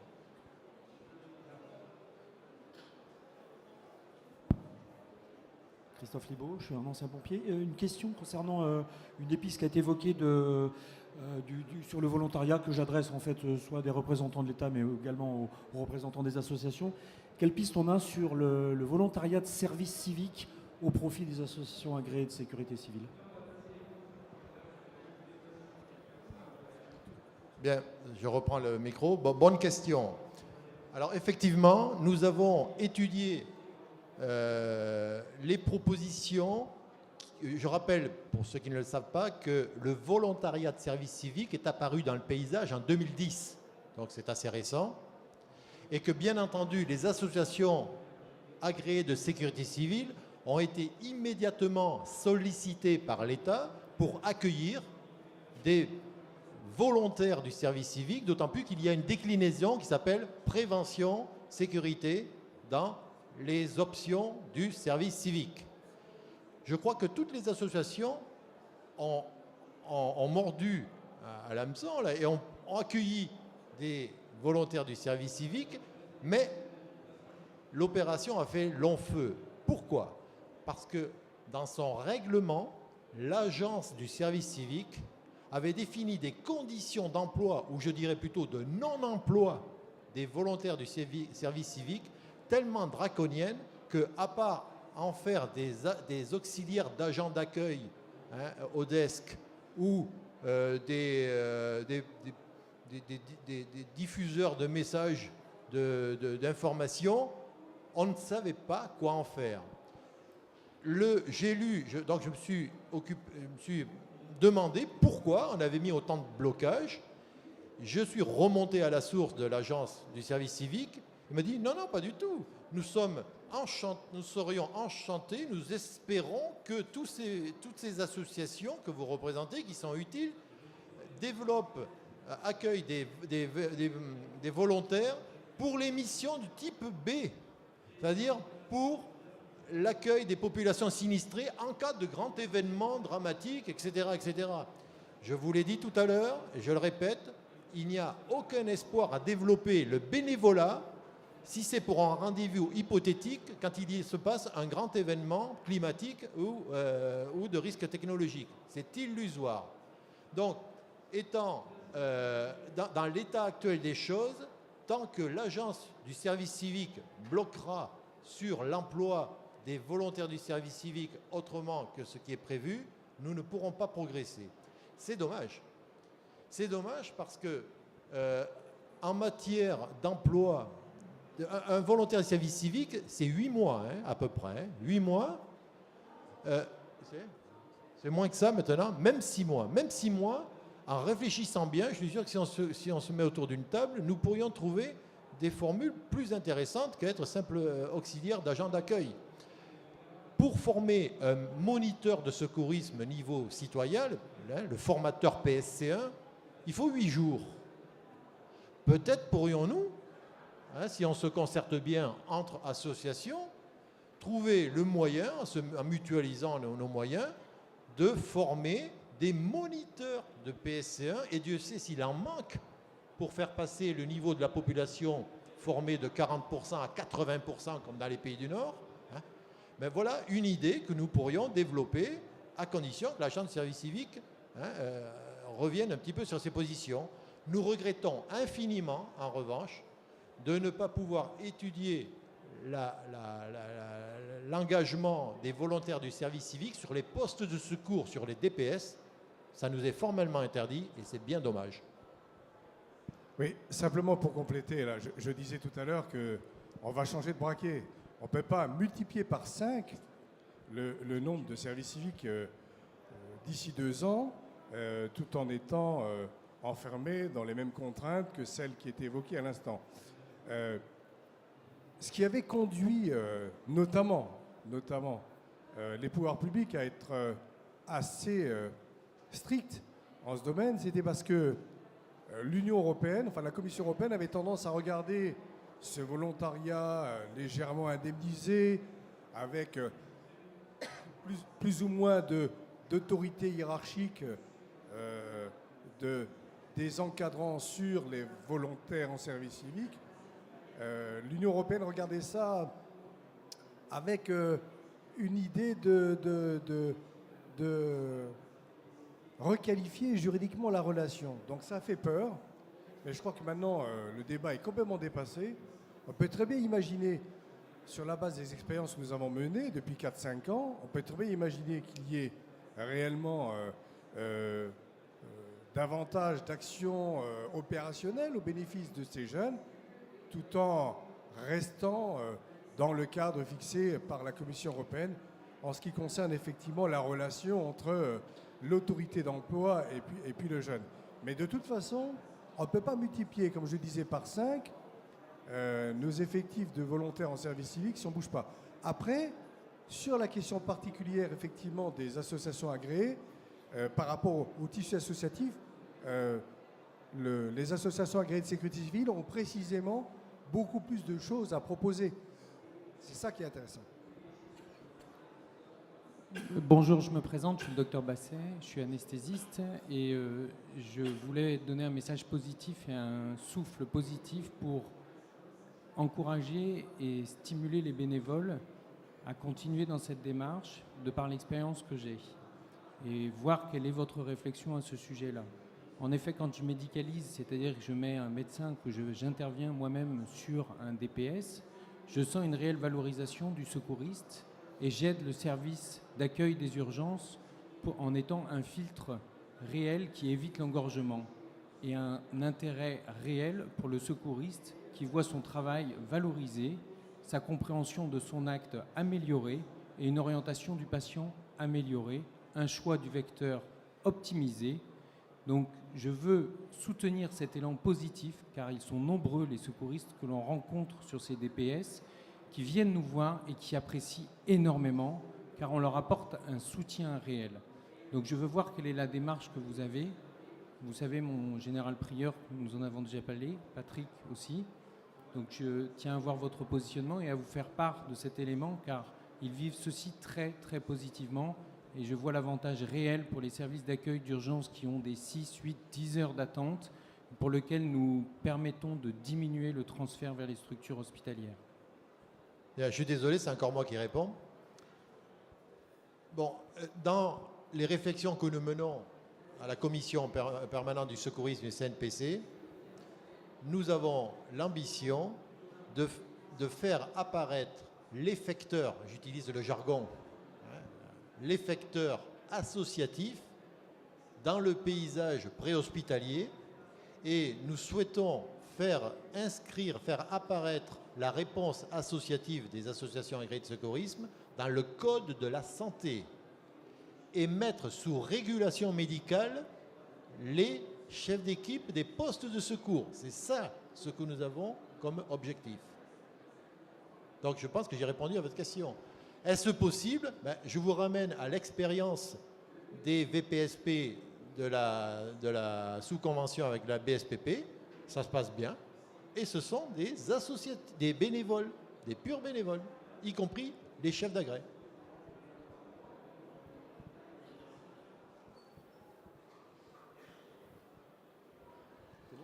Je dois dire un mot? On va se parler franchement. Il y a des limites et il y a des difficultés dont il faut avoir conscience. Les limites, ce sont celles, et c'est pour ça qu'on travaille dessus et que ce n'est pas encore fait. l'expérience parisienne, elle ne peut pas aussi facilement que ça être traduite partout en France. On le sait, hein, on en parle depuis pas très longtemps, mais on en parle assez intensivement. Elle ne peut pas être aussi facilement développée que ça parce que les ressources ne sont pas les mêmes. Sur la plaque parisienne, il n'y a pas de sapeurs-pompiers volontaires, il y a une ressource humaine qui est importante et c'est vous, cette ressource humaine, sur les associations.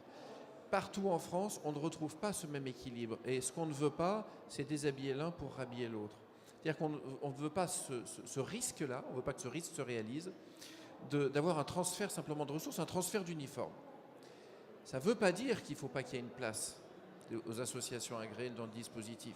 Autrefois, on s'arrêtait là et on disait stop, pas touche.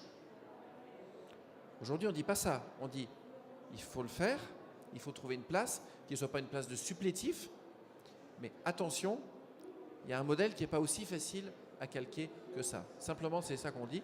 Attention, pourquoi c'est compliqué? Pourquoi c'est long, donc? Parce que on est en grande partie, pas totalement, mais on est en grande partie sur le même réservoir humain.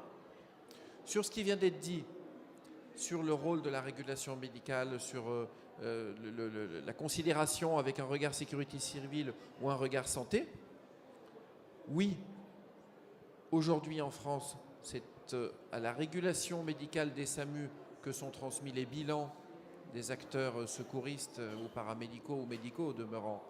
Et c'est un état des lieux sur lequel on n'a aucune difficulté. En revanche, je pense, et là je vous le dis clairement, attention à ne pas brouiller les cartes et attention au positionnement. Si les associations agréées de sécurité civile se considèrent comme une force de sécurité civile, attention à ne pas brouiller les cartes en disant on veut être une composante, une force de sécurité civile, mais en même temps on va aller là où la lumière est peut-être attirante. Attention à ne pas brouiller les cartes. C'est la seule chose que je voudrais dire. Voilà. Moi, je voudrais rebondir là sur cette affaire de l'expérience de Paris est-elle transposable partout? Je l'ai dit tout à l'heure, mais je le répète, non, à l'évidence, elle n'est pas transposable dans les mêmes conditions partout. Mais ça ne veut pas dire pour autant qu'on ne peut pas essayer d'ouvrir la porte à ce que sur le plan local, en fonction d'un certain nombre de critères, en fonction de l'objectivité de la situation, on puisse ou non le faire. Vieillissement de la population. Je travaille avec beaucoup d'élus locaux sur la formation des maires ou des conseils généraux, par exemple, sur cette problématique du vieillissement. Il est exponentiel, je veux dire, heureusement, ça y est, je suis retraité, donc je fais maintenant partie de ce groupe, n'est-ce pas, des personnes, pas tout à fait du troisième âge, mais pas loin. Bon, donc on est nombreux comme ça à y entrer petit à petit. Et ça va être de plus en plus fort. Sur le territoire, il y a des zones qui sont à moitié désertifiées. Il y en a d'autres qui sont au contraire extrêmement densifiées. Bon, c'est pas la même situation. Mais ça ne veut pas dire pour ça qu'il ne faut pas y travailler. Il y a des départements où les effectifs de sapeurs-pompiers professionnels et volontaires cumulés sont inférieurs à ce qu'ils sont dans le département voisin. C'est comme ça, c'est l'histoire, c'est le hasard, c'est beaucoup de choses. Eh bien, si dans ces départements où il y a une situation en matière de sapeurs-pompiers qui est un peu faible par rapport aux besoins, et s'il y a des associations qui sont présentes, il faut permettre la complémentarité entre les uns et les autres. Donc je veux dire, moi ce que j'appelle vraiment, et j'appelle la direction de la sécurité civile à mettre cela en place, c'est à permettre, si vous voulez, qu'il y ait dans chaque département, entre les acteurs de la sécurité, entre les élus, entre l'État représenté par le préfet, qu'il y ait un état des lieux et qu'en fonction de cet état des lieux et de ce qu'on trouvera, on laisse la porte ouverte à des expériences qui pourront être analogues ou proches de celles de Paris dans certains endroits et qui ne le seront pas dans d'autres. Mais au moins qu'on ait cette discussion, elle me paraît essentielle. Il y a un besoin de plus en plus important. Vous l'avez dit tout à l'heure les uns et les autres, les effectifs, on voit bien de toute façon qu'ils ne vont pas aller vers la croissance. C'est encore plus vrai pour les sapeurs-pompiers professionnels parce qu'il n'y a plus d'argent dans les SDIS pour en recruter davantage. Donc faisons un travail, je peux dire, intelligent, travaillons à une complémentarité. Et vraiment, je trouve que si on arrivait, si vous voulez, à faire ça, on ferait un grand pas. Et c'est possible aujourd'hui parce que, comme vous l'avez dit, À la Fédération des sapeurs-pompiers, on est beaucoup plus ouvert sur cette question qu'on ne l'a été à l'époque où j'étais directeur, par exemple, de la sécurité civile. À l'époque où j'étais directeur de la sécurité civile, quand je tenais déjà des propos un peu de ce style avec le colonel Horry, qui était le président de la Fédé de l'époque, j'avais pas droit à la même attitude qu'aujourd'hui à, par exemple, le président Faure. J'en ai souvent parlé avec lui. C'est vrai que on sent un progrès très sensible de ce côté-là dans l'état d'esprit des uns et des autres. Donc profitons-en, profitons-en. Oui, donc ça c'est bien, j'avais une autre question. Donc Sébastien Brun de la protection civile de Vendée. Donc très très bénévole, vous le savez, cette région aussi bien, donc l'association protection civile qui est très bien représentée au niveau du bénévolat, et la région Vendée qui est aussi un des précurseurs dans le bénévolat. Nous avons, on va juste revenir sur un point, parce que nous n'avons pas de convention tripartite de signer avec le SDIS et le SAMU pour le transport des victimes. Et juste un aspect technique qui nous dérange, c'est sur les DPS de petite envergure. Il est souvent demandé aux organisateurs des manifestations par la préfecture d'avoir en permanence un VPS sur la manifestation. Donc si nous devons aller jusqu'au bout de notre intervention et transporter la victime vers un centre hospitalier, le VPS quitte le lieu de la manifestation et techniquement la manifestation doit s'arrêter. Donc comment pourrait-on répondre justement techniquement à cette partie? Est-ce qu'il faut revoir au niveau des préfectures les autorisations qui sont données aux organisateurs, ou est-ce qu'il y a des solutions concrètes à apporter à ce genre de situation qui est relativement fréquente, notamment dans notre département? La question, c'est bien, est-ce qu'on a le droit d'utiliser nos véhicules pour évacuer ces victimes? On est bien d'accord? Tant que nous n'avons pas fait cette convention, nous ne pouvons pas le faire, ça d'accord. Il y a plusieurs choses. Il y a d'abord une démarche qui tend effectivement à ce que les associations agréées bénéficient d'un régime tout à fait comparable à celui des sapeurs-pompiers, qui les autorise à utiliser ces véhicules pour évacuer ou transporter ces victimes. Nous, on parle d'évacuation, puisque cette distinction sémantique nous sépare des transporteurs sanitaires. La convention, elle relève quand même de l'autonomie des personnes morales que sont les établissements publics des SDIS, même si ça a été dit hier. Là, on est dans un champ opérationnel, et c'est en premier lieu, me semble-t-il, au préfet de donner cette direction. Ce n'est pas l'autorité gestionnaire, c'est plus l'autorité opérationnelle qui doit orienter ces décisions-là. Dernière chose, il y a une question sur les effectifs. Je ne sais pas si c'est aussi dans votre esprit quand vous posez cette question. Effectivement, si vous devez avoir un certain nombre de personnes sur le DPS et que vous transportez, vous évacuez cette victime, ça veut dire qu'il faut un peu plus de monde pour que lorsque les collègues transportent, il reste sur le terrain l'effectif suffisant au regard des caractéristiques de ce DPS. Voilà. Bien, pour ceux qui ne connaîtraient pas tous les enjeux de cette question très technique, je rappelle que la loi française exige que le conducteur d'un véhicule qui fait de l'évacuation de victimes soit titulaire du certificat de formation de conducteur ambulancier. Seuls les pompiers, si c'est à peu près ça, un titre équivalent. Les pompiers bénéficient d'une dérogation, donc les pompiers peuvent conduire un VSAB ou un VSAV sans avoir cette qualification. Ce que les associations demandent aujourd'hui, c'est qu'on étende aux associations agréées de secourisme cette même faveur, cette faveur, ça nous paraît tout à fait légitime, c'est-à-dire qu'on autorise les conducteurs d'un VPSP associatif qui doit évacuer une victime d'un poste de secours sur événement vers l'hôpital après régulation médicale, je dis bien après régulation médicale, de le faire comme le font les pompiers, simplement avec le même système dérogatoire. Ça fait partie des principales demandes, propositions, enfin, c'est plus qu'une proposition, demande, j'allais dire revendication, que les associations demandent à l'État. Je pense que le dialogue est bien engagé maintenant. On est peut-être un peu plus optimiste que d'habitude. Thierry Piverna, sapeur-pompier volontaire. Je voulais vous poser deux questions. Vous savez que la différence entre les bénévoles des associations de secourisme et les sapeurs-pompiers volontaires, ça porte notamment sur le suivi médical. basé sur le CIGICOP pour les pompiers, la recherche de casiers judiciaires, la recherche de substances psychotropes et stupéfiantes, etc., etc. Il y a un suivi assez important et un contrôle assez important, chose qui n'existe pas pour les bénévoles, les associations de secourisme. Pensez-vous, êtes-vous favorable à ce que les uns et les autres fassent les mêmes missions, dans les mêmes conditions, avec 2 niveaux de contrôle et de suivi médical? Et la deuxième question, seriez-vous favorable, dans ce cadre-là, à la mixité des équipages dans les véhicules? Merci. Vous voulez répondre pour le CIGICOP? Je vais répondre pour le CIGICOP. Je rappelle qu'un pompier volontaire a 2 missions. Éteindre un incendie, souvent au prix d'une petite acrobatie physique, et porter secours à une victime, et effectuer des gestes secouristes assez pointus.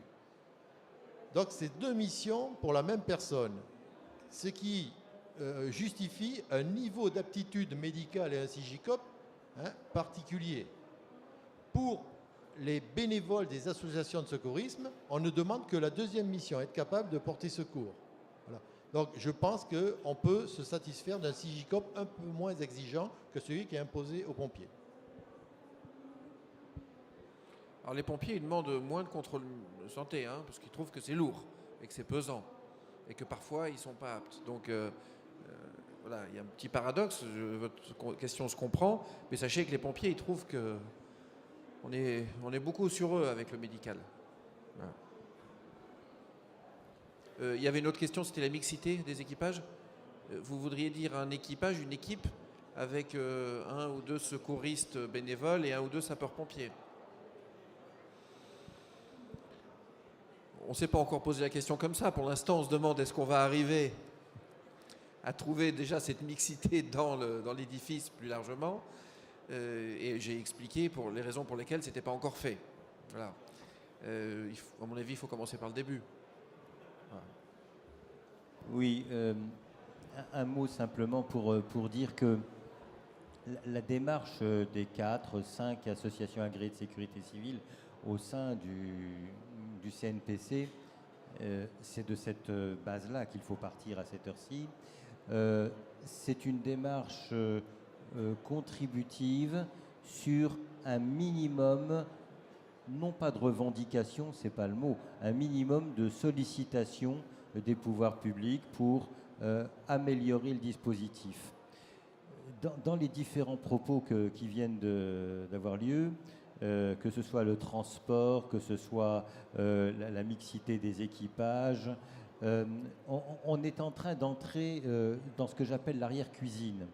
C'est-à-dire qu'on est en train de mettre en difficulté les uns et les autres par rapport à leur base. On met les présidents d'associations agréées en difficulté par rapport aux revendications, je dirais, généreuses de leurs secouristes qui voudraient participer à tout et au maximum de tout. Donc on me met en difficulté.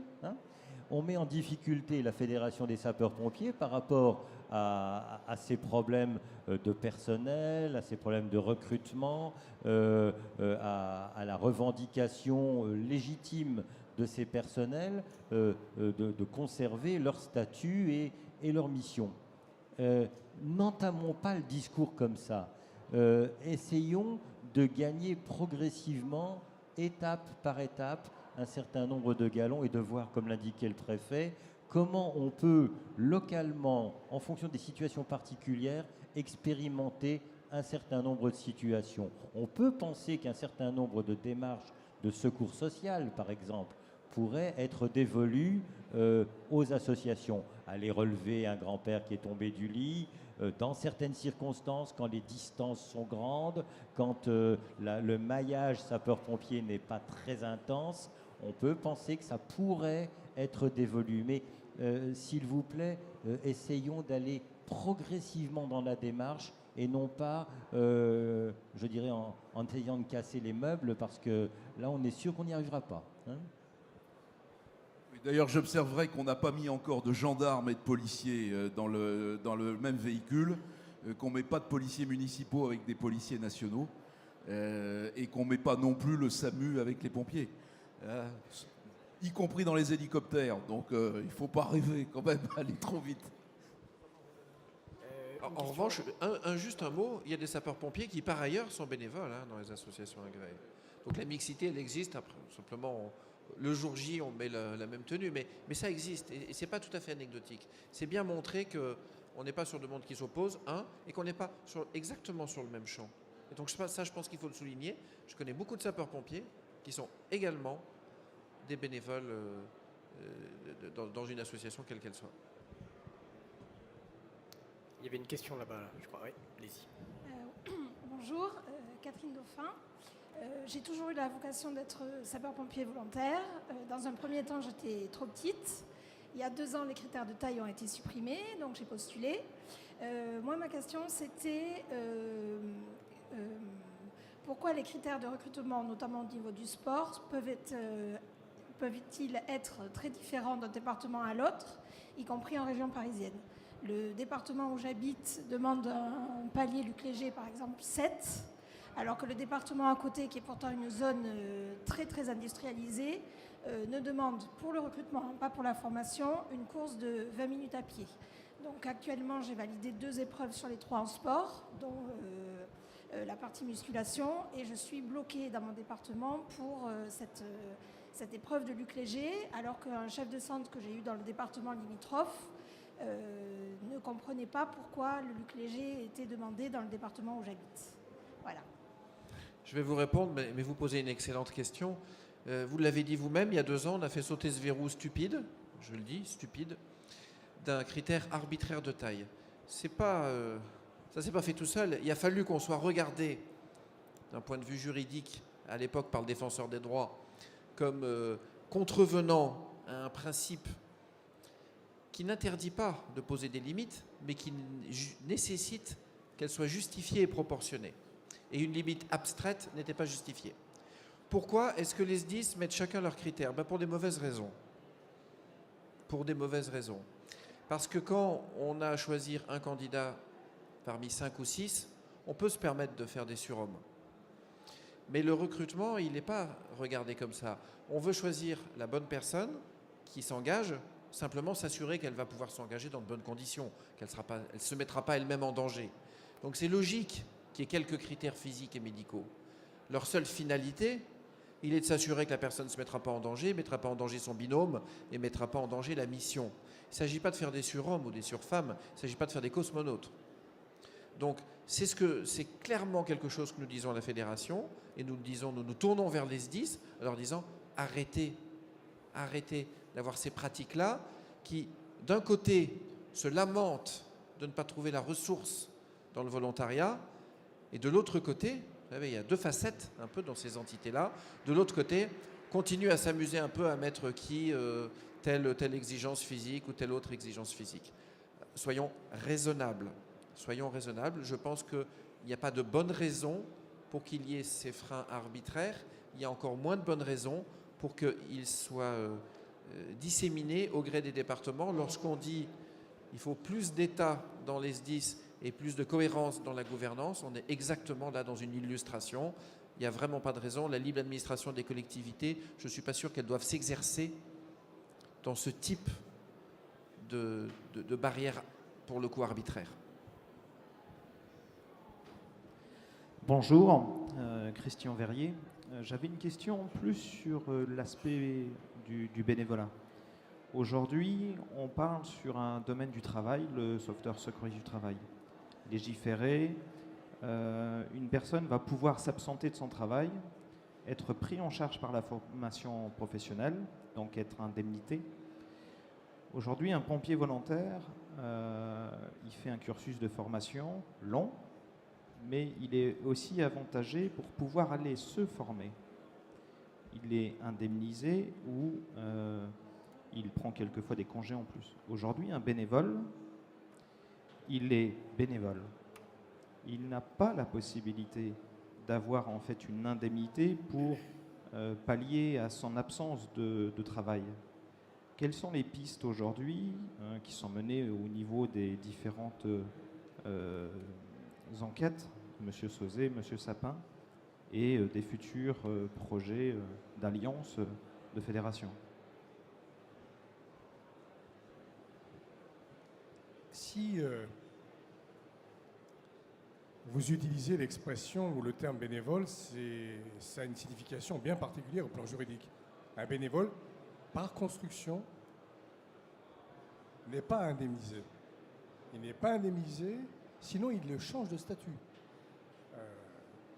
Un volontaire bénéficie, lui, d'un régime particulier d'indemnisation, d'une couverture particulière qui a été souhaitée par le législateur parce qu'il agit, son cadre d'action est tout à fait particulier.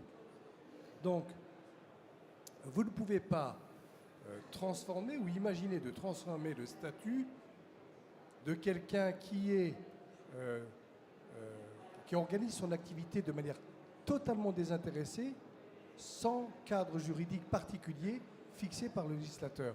Donc sinon, vous sortez du régime du bénévolat. Vous ne pouvez pas demander, si vous voulez, un statut particulier, alors que par nature, le bénévolat s'exerce sans statut particulier. Sauf effectivement dans l'exercice, par exemple, de ces missions de sécurité civile où il y a des règles particulières à respecter. Mais ce bénévolat, ce type de bénévolat, vous le rencontrez dans le domaine social, vous le rencontrez dans le domaine humanitaire, ça doit rester du bénévolat, parce que sinon c'est plus la même chose. On change à ce moment-là d'orientation et on replace le débat sur un autre terrain. Alors, effectivement, c'est une question difficile, parce qu'il faut rester bénévole. Bon, sans doute y a-t-il, en conservant le principe de la non-indemnisation, des encouragements ou des facilitations qui peuvent être imaginées, puisqu'on considère qu'il s'agit d'une activité qui, in fine, est d'intérêt général.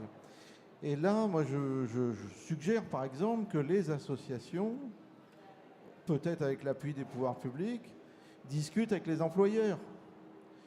Un employeur peut trouver bien de dire, bah, voyez, je soutiens la formation de mes personnels au bénévolat de sécurité civile. Voilà, par exemple, ou à la formation en matière de sécurité civile. Mais c'est vrai que ça ne peut pas, comme Jean Bonnet l'a dit, être une disposition générale législative. Je pense que la solution, c'est plutôt l'encouragement. Oui, parce que aujourd'hui, on est tout à fait d'accord que le législateur légifère sur ce sujet. On est tout à fait d'accord. Sauf qu'aujourd'hui, le bénévolat, si on veut continuer à lui donner la force d'être présent sur des missions de sécurité civile, si on veut lui donner la force d'être présent sur des missions de soutenir le soutien aux populations sinistrées, il faut leur donner aussi la possibilité d'exercer leur bénévolat après. Partons sur un principe d'un secouriste aujourd'hui, PSE1, PSE2, 35 heures, donc allez, 80 heures de formation de base. Pouvons-nous travailler tous ensemble sur des pistes qui favoriseraient à ce bénévolat de pouvoir après donner plus? J'ai envie d'être un tout petit peu provoquant à nouveau et de dire, mais pourquoi le ferait-on? Il n'y a pas de réelle crise du bénévolat. On ne voit pas diminuer le nombre de nos bénévoles dans nos associations. Alors c'est vrai qu'on a eu à certaines époques des effectifs pléthoriques, mais aujourd'hui on est sur une ligne pratiquement identique. Et pourquoi? Probablement parce que la loi de 2004, en fixant bien les choses, les agréments, a amené à une certaine rigueur qui fait qu'on arrive à s'y retrouver. Voilà, c'est tout.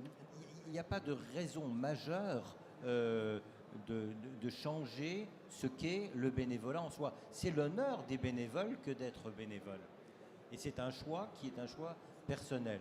Au-delà de ça, que effectivement on ait des accords avec les employeurs, notamment dans les branches, qui permettent de mieux valoriser le bénévolat au sein de l'entreprise, qu'on ait des facilitations pour certains bénévoles, qu'on ait peut-être, moi j'avais pensé qu'on pourrait peut-être donner des points retraite ou des choses comme ça qui pourraient favoriser ou exalter le bénévolat, pourquoi pas? Mais sur le fond, immédiatement, non, le bénévolat, c'est une valeur en soi. Moi je ne veux pas qu'on m'indemnise pour être bénévole d'une façon ou d'une autre. Alors, j'ai facile, bien sûr, puisque je suis médecin libéral, alors je m'organise comme je veux. Hein. L'un des éléments sur lesquels on pourrait peut-être travailler, c'est sur la reconnaissance par l'employeur de la qualité du bénévole. Maintenant, il faut quand même comprendre un employeur, quand il a un employé ou un cadre qui tout à coup a envie de partir faire autre chose ailleurs, ça déstabilise l'architecture de son entreprise, surtout dans les petites entreprises. Et donc, il peut être un peu réticent, effectivement. Mais là aussi, ayons une démarche de progrès qui permette d'amener doucement à cette conscience de la sécurité civile, de la notion de sécurité civile, à la fois chez l'employeur et évidemment chez le bénévole. Merci beaucoup. Nous arrivons malheureusement à la fin de notre temps de discussion. Peut-être juste un petit mot de conclusion. Monsieur Benet, peut-être. Monsieur Sapin, vous préférez, histoire de conclure cette... Moi, je laisserai Jean Benet avoir le mot de la fin parce que c'est lui qui représente l'État. Donc c'est à lui de dire au nom de l'État peut-être encore deux phrases. Non, moi simplement, si vous voulez, je trouve, avec l'expérience que j'ai sur les 15-20 dernières années où vraiment j'ai suivi de très près ces problématiques-là, très franchement, je trouve qu'il y a une évolution très positive, qu'il y a une perception des besoins des uns et des autres, de la nécessité de travailler ensemble, d'une coordination intelligente, et ça, que ça soit au niveau des associations entre elles, que ça soit dans le dialogue avec la Fédération des sapeurs-pompiers de France, ou que ça soit dans le dialogue avec l'État, ça avance, c'est très bien. Et je pense que là, cette table ronde, finalement, elle a montré qu'il y avait une large connivence entre les uns et les autres sur tous ces problèmes-là, et que je pense qu'on peut être donc optimiste pour la suite, en espérant que ça se concrétise peut-être par des textes, ou par quelque chose, ou par des décisions, qui soient des annonces fortes. Hein. J'avais l'habitude de dire au ministre de l'Intérieur que j'ai côtoyé pendant 15 ans qu'il parle finalement beaucoup de police, il parle beaucoup de gendarmerie, il parlait peu de pompiers, ils en parlent un peu plus. Alors maintenant, il faudra leur dire aussi qu'il faut parler d'associations. Voilà. Mais ça va venir. C'est bien. Oui, non, je ne vois pas ce que je peux rajouter à ce propos de conclusion. Je crois que le simple fait qu'on se retrouve un samedi après-midi et que vous soyez restés dans des conditions de confort acoustique assez précaires témoigne bien de l'intérêt que nous avons à cheminer ensemble. Et effectivement, moi je reconnais, je le dis avec beaucoup de franchise, je reconnais aux rapporteurs, au rapport Sauzet, au rapport Sapin, je reconnais que ils ont fait prendre davantage conscience à ceux qui avaient des responsabilités pour faire bouger les choses, à la nécessité de mieux travailler avec les associations de sécurité civile en particulier. Il y a un parlement des associations tout court, que vous connaissez, le Conseil national, je crois qu'il s'appelle encore la vie associative, mais sur les associations de sécurité civile, il y avait manifestement un manque. Il y a aussi, comme le disait Michel Sapin à l'instant, il y avait aussi une priorité qui était accordée, parce qu'on a une charge les uns et les autres qui est ce qu'elle est, une priorité qui était accordée à ceux qui étaient plus visibles ou à ceux qui allaient mal. Et le préfet Sapin qui a fait un rapport, il était le premier il y a 10 ans, il y a 15 ans quand il était directeur de la sécurité civile, pour d'abord s'occuper de l'opérationnel, le premier à s'occuper de l'opérationnel avant de s'occuper des associations. Mais on a tous... voilà. Pourquoi ? Parce que le tissu associatif fonctionne de manière silencieuse, mais fonctionne très bien. Mais il peut fonctionner encore mieux. Et donc l'idée, c'est qu'effectivement, la visibilité de ce tissu associatif, notre souhait, c'est que cette visibilité soit beaucoup plus marquée et que vous ne soyez plus les supplétifs des pompiers, comme d'ailleurs les pompiers ne sont désormais plus les supplétifs des Blancs. Voilà ma conclusion. Eh bien, merci beaucoup. Je vous souhaite donc une bonne fin de journée. Merci à tous les acteurs présents aujourd'hui. Au revoir.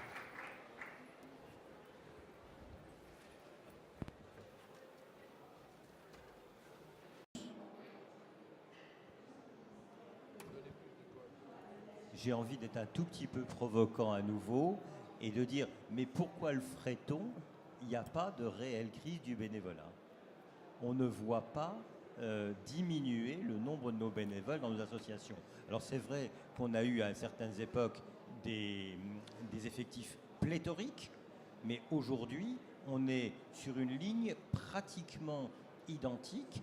Et pourquoi? Probablement parce que la loi de 2004, en fixant bien les choses, les agréments, a amené à une certaine rigueur qui fait qu'on arrive à s'y retrouver. Voilà, c'est tout. Il n'y a pas de raison majeure de changer ce qu'est le bénévolat en soi. C'est l'honneur des bénévoles que d'être bénévole. Et c'est un choix qui est un choix personnel. Au-delà de ça, que effectivement on ait des accords avec les employeurs, notamment dans les branches, qui permettent de mieux valoriser le bénévolat au sein de l'entreprise, qu'on ait des facilitations pour certains bénévoles, qu'on ait peut-être, moi j'avais pensé qu'on pourrait peut-être donner des points retraite ou des choses comme ça qui pourraient favoriser ou exalter le bénévolat. Pourquoi pas? Mais sur le fond, immédiatement, non, le bénévolat, c'est une valeur en soi. Moi, je ne veux pas qu'on m'indemnise pour être bénévole d'une façon ou d'une autre. Alors, j'ai facile, bien sûr, puisque je suis médecin libéral, alors je m'organise comme je veux. Hein. L'un des éléments sur lesquels on pourrait peut-être travailler, c'est sur la reconnaissance par l'employeur de la qualité du bénévole. Maintenant, il faut quand même comprendre un employeur, quand il a un employé ou un cadre qui tout à coup a envie de partir faire autre chose ailleurs, ça déstabilise l'architecture de son entreprise, surtout dans les petites entreprises, et donc il peut être un peu réticent, effectivement, mais là aussi, ayons une démarche de progrès qui permette d'amener doucement à cette conscience de la sécurité civile, de la notion de sécurité civile, à la fois chez l'employeur et évidemment chez le bénévole. Merci beaucoup. Nous arrivons malheureusement à la fin de notre temps de discussion. Peut-être juste un petit mot de conclusion, Monsieur Benet, peut-être, Monsieur Sapin, vous préférez, histoire de conclure cette... Moi, je laisserai Jean Benet avoir le mot de la fin parce que c'est lui qui représente l'État. Donc c'est à lui de dire au nom de l'État peut-être encore deux phrases. Non, moi simplement, si vous voulez, je trouve, avec l'expérience que j'ai sur les 15-20 dernières années où vraiment j'ai suivi de très près ces problématiques-là, très franchement, je trouve qu'il y a une évolution très positive, qu'il y a une perception des besoins des uns et des autres, de la nécessité de travailler ensemble, d'une coordination intelligente, et ça, que ça soit au niveau des associations entre elles, que ça soit dans le dialogue avec la Fédération des sapeurs-pompiers de France, ou que ça soit dans le dialogue avec l'État, ça avance, c'est très bien. Et je pense que là, cette table ronde, finalement, elle a montré qu'il y avait une large connivence entre les uns et les autres sur tous ces problèmes-là, et que je pense qu'on peut être donc optimiste pour la suite, en espérant que ça se concrétise peut-être par des textes, ou par quelque chose, ou par des décisions, qui soient des annonces fortes. Hein. J'avais l'habitude de dire au ministre de l'Intérieur que j'ai côtoyé pendant 15 ans qu'il parle finalement beaucoup de police, il parle beaucoup de gendarmerie, il parlait peu de pompiers, ils en parlent un peu plus. Alors maintenant, il faudra leur dire aussi qu'il faut parler d'associations. Voilà. Mais ça va venir. C'est bien. Oui, non, je ne vois pas ce que je peux rajouter à ce propos de conclusion. Je crois que le simple fait qu'on se retrouve un samedi après-midi et que vous soyez restés dans des conditions de confort acoustique assez précaires témoigne bien de l'intérêt que nous avons à cheminer ensemble. Et effectivement, moi je reconnais, je le dis avec beaucoup de franchise, je reconnais aux rapporteurs, au rapport Sauzet, au rapport Sapin, je reconnais que ils ont fait prendre davantage conscience à ceux qui avaient des responsabilités pour faire bouger les choses, à la nécessité de mieux travailler avec les associations de sécurité civile en particulier. Il y a un parlement des associations tout court que vous connaissez, le Conseil national, je crois qu'il s'appelle encore la vie associative, mais sur les associations de sécurité civile, il y avait manifestement un manque. Il y a aussi, comme le disait Michel Sapin à l'instant, il y avait aussi une priorité qui était accordée, parce qu'on a une charge les uns et les autres qui est ce qu'elle est, une priorité qui était accordée à ceux qui étaient plus visibles ou à ceux qui allaient mal. Et le préfet Sapin qui a fait un rapport, il était le premier il y a 10 ans, il y a 15 ans quand il était directeur de la sécurité civile, pour d'abord s'occuper de l'opérationnel, le premier à s'occuper de l'opérationnel avant de s'occuper des associations. Mais on a tous... voilà. Pourquoi ? Parce que le tissu associatif fonctionne de manière silencieuse, mais fonctionne très bien. Mais il peut fonctionner encore mieux. Et donc l'idée, c'est qu'effectivement, la visibilité de ce tissu associatif, notre souhait, c'est que cette visibilité soit beaucoup plus marquée et que vous ne soyez plus les supplétifs des pompiers, comme d'ailleurs les pompiers ne sont désormais plus les supplétifs des Blancs.